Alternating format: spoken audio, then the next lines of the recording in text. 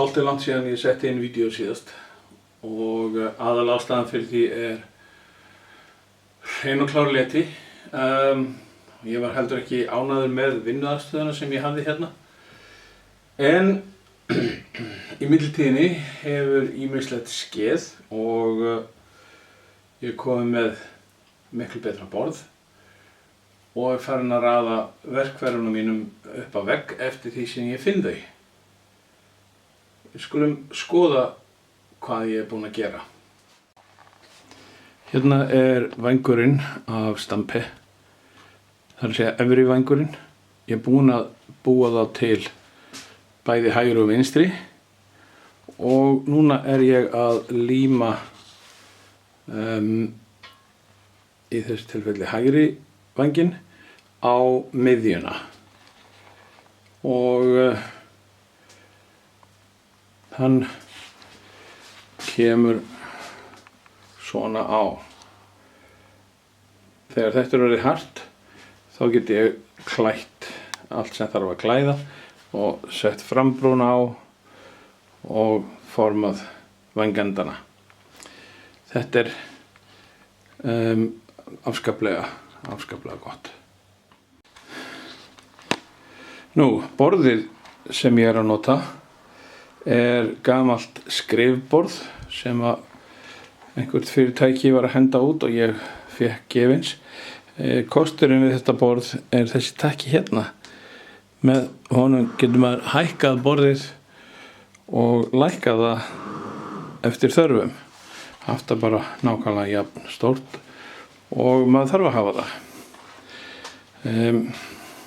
Það er alveg sæmilegt pláss á þessu borði og það gefur pláss í þessu litla herbergi sem ég hef til umráða.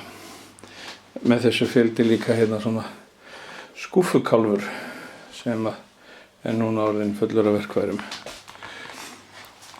Borðið sem ég var með er núna komið hérna upp á vegg og ég er byrjaður að byrjaður að festa verkfærin mín þarna upp á.